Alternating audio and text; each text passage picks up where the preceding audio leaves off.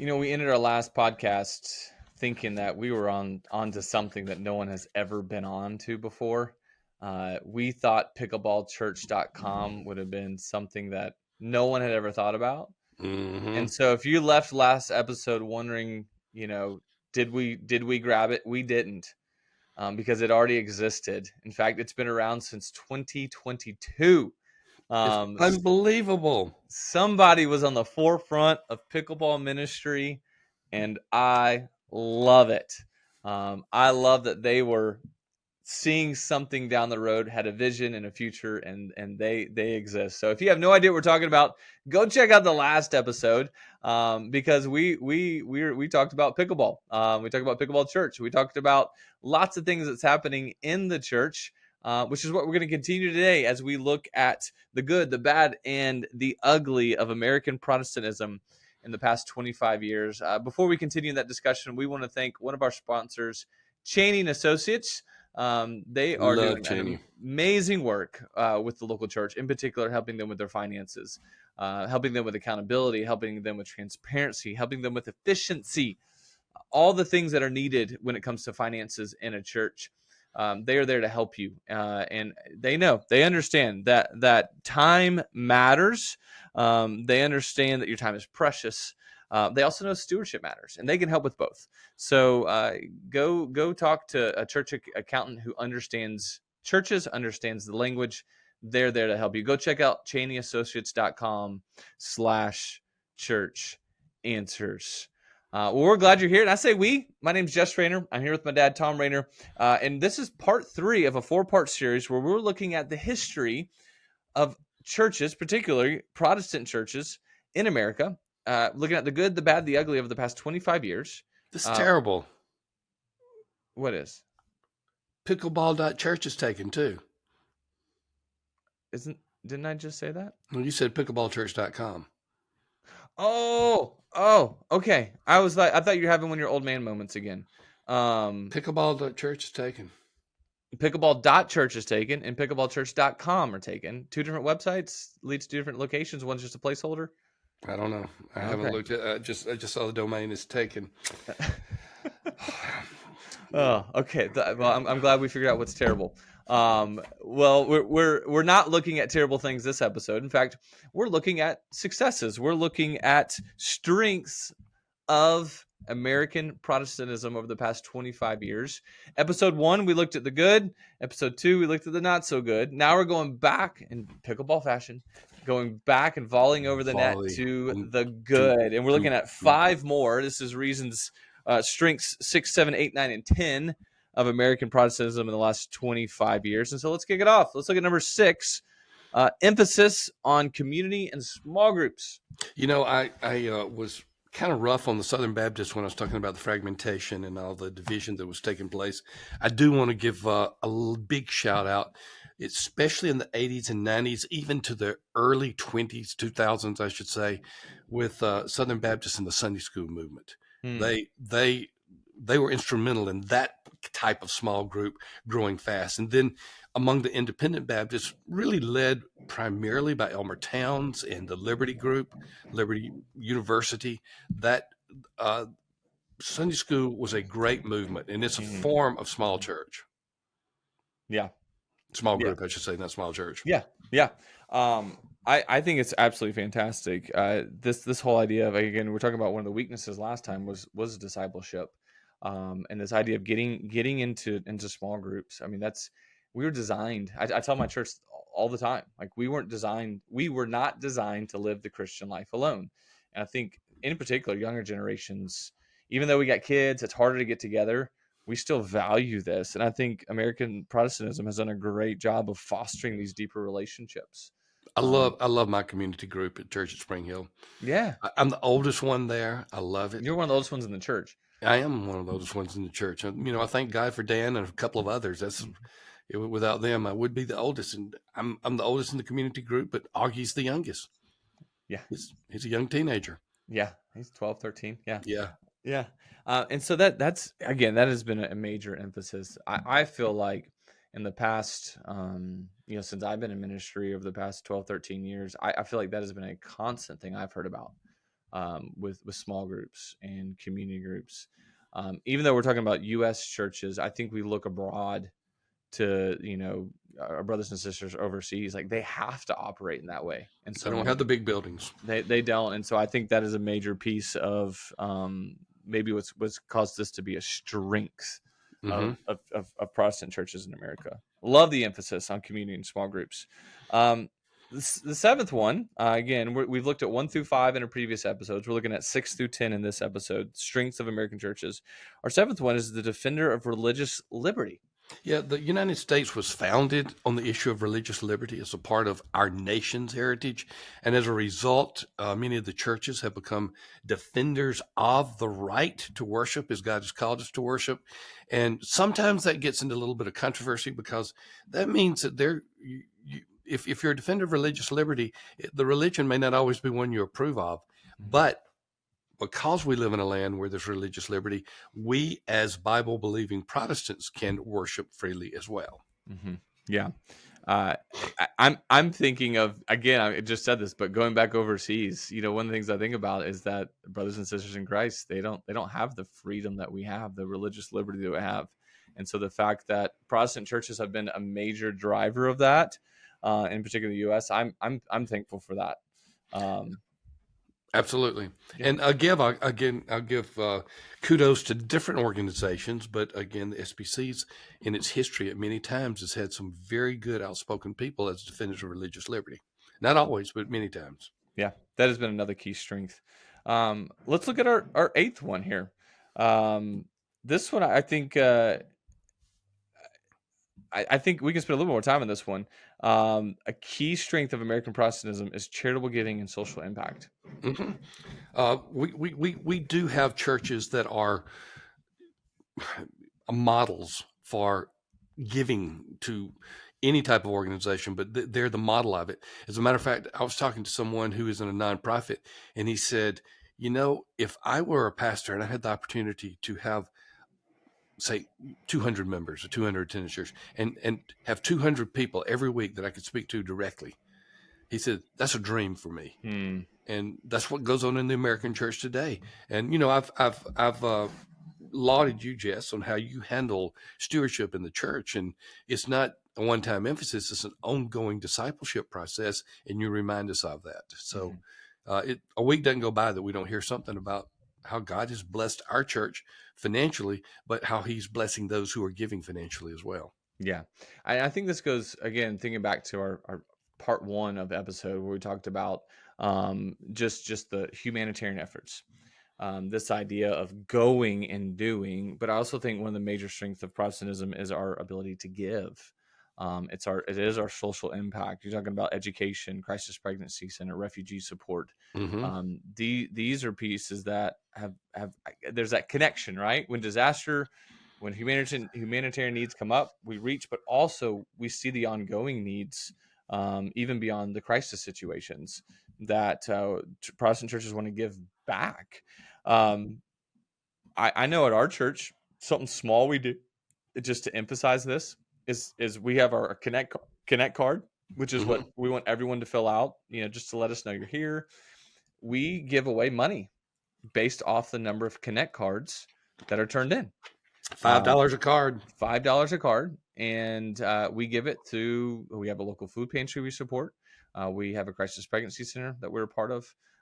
We actually support other churches. We support a revitalization network, all these different things that we give back as a major emphasis as a church. Like we want to be a part of that. And I think younger generations want that. Mm-hmm. They want to be a part of a church that is absolutely making an impact in their community.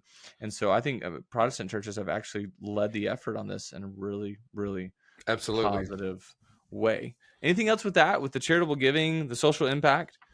I think that is on an upward trend among evangelical churches, not necessarily Protestant churches, but among evangelical churches. So, we described Protestant churches in broadly as mainline versus evangelical.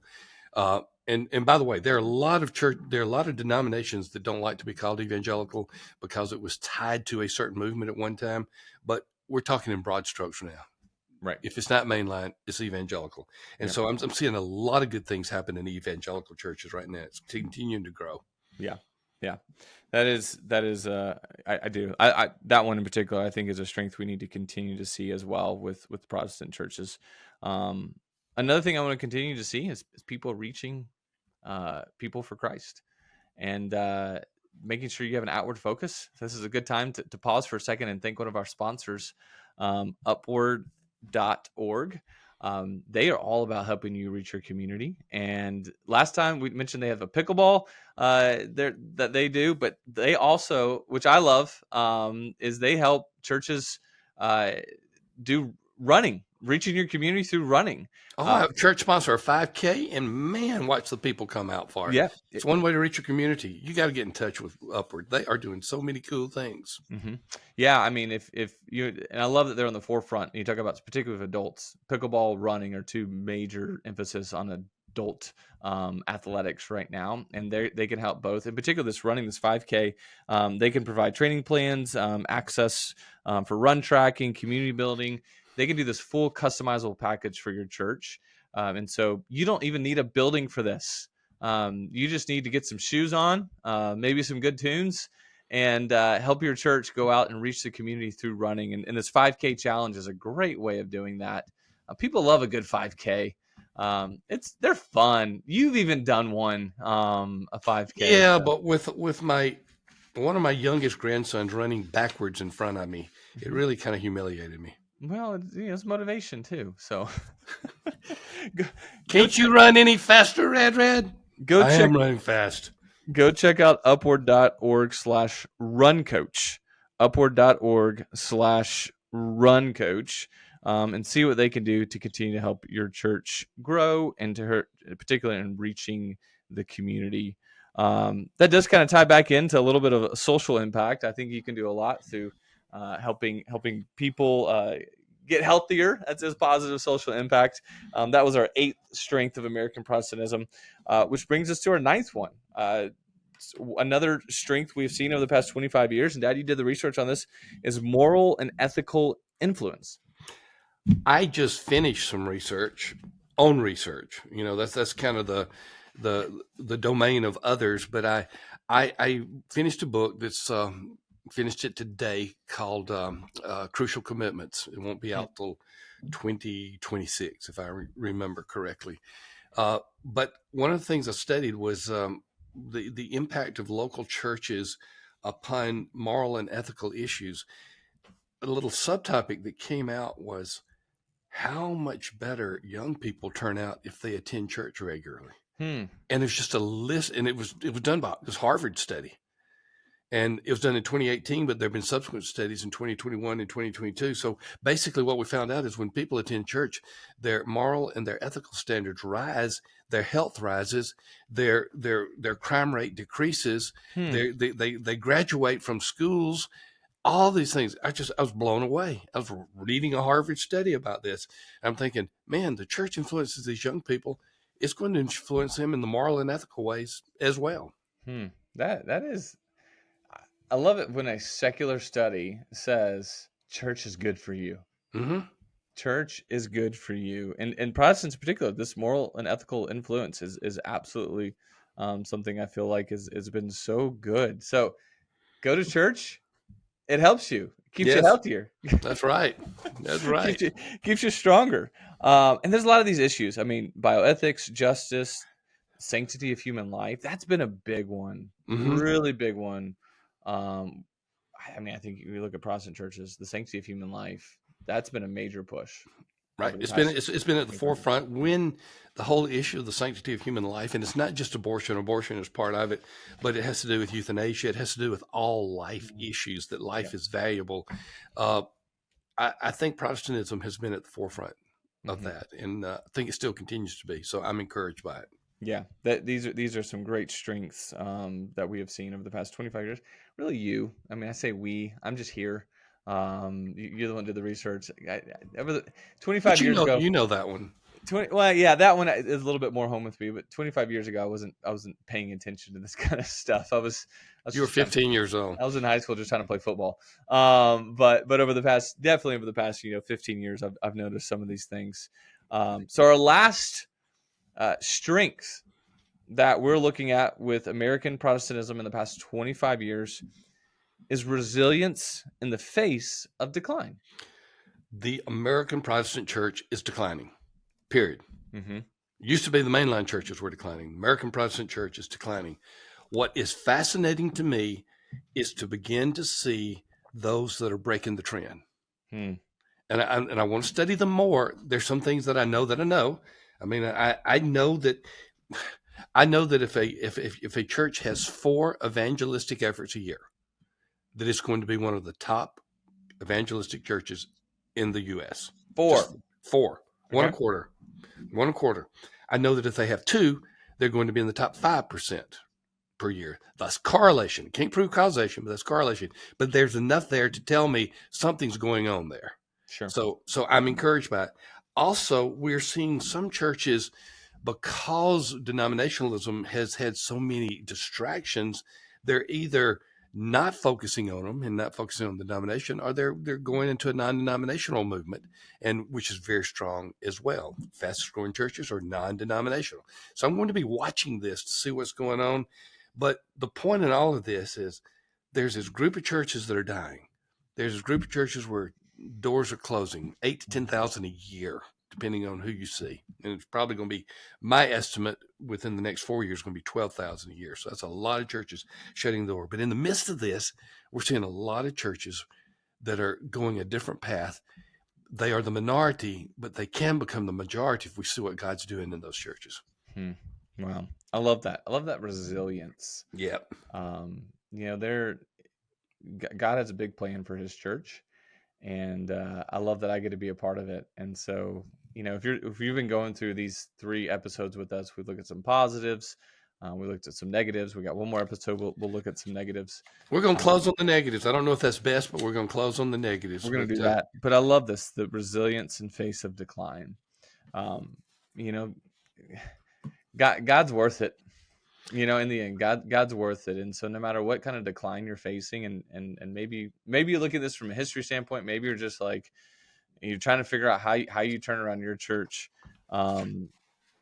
Just know that God's worth it. God's worth. Yeah. I love that idea of resilience. Let's keep pushing forward. Let's keep going after it. So, and as you're pushing forward, make sure you're pushing forward with a good financial partner, a good bookkeeping partner named Cheney and Associates. Yes, they are one of our 2 sponsors for today's podcast. We are so thankful for them, and they're partnering with us because we know they're going to partner with you. And so that's one of the reasons we like partnering with them is they are all about helping you, particularly with your finances in your church. So go check out CheneyAssociates.com/church answers. Don't be afraid to get a discovery call. Take 30 minutes, talk with them, see what they can do. Doesn't cost a thing. Any church size, any church budget, they want to help you figure out how to best handle your finances. Stewardship matters. Time is precious. They're ready to help you with both. So go check out CheneyAssociates.com. Before we wrap this one up, Dad, we looked at a total of 10 strengths. We've episode 1 or part 1, part 2. I'm sorry, part 1, part 3 have been looking at the strengths. If you could look at it from a holistic summary perspective, you look at just what has caused there to be strengths within the Protestant within a Protestant church in America. How would you summarize it? Well, I did summarize it. I will summarize it at the end of the next 5, and I'll just go ahead and say it. I give American Protestantism a grade of C. I was asking for the grade. I was asking for the summary of the strengths. Oh, well, I've already given a C grade of overall. Don't explain it yet. Well, figure out. You have to wait to the end of the next episode to figure out why it's a C. But particularly the strengths. How would you summarize the strengths? Here's the best way I can summarize it. The majority are not evident in the strengths, but the minority are very encouraging. Mm. The number of churches that are fewer, that are outliers in the strengths, are giving me encouragement that we'll have some examples and models of how God is working in there. There are lots of them. And one of the things that I'm determined to do at Church Answers, Jess, is to feature those churches and feature what they're doing so that other churches can hear about it. Okay. All right. I love it. There's always something next coming out with Church Answers. Yep. So speaking of that, we're gonna have one more podcast on this particular topic, looking at American Protestantism of the past 25 years, the good, the bad, the ugly. And so we're gonna end with our last 5, and we're gonna look at again some failures, and then we're gonna go back and figure out why you gave them that C grade. So if you're curious, go ahead and make sure you check out this next episode and get the full summary of it all. And we look forward to seeing you then.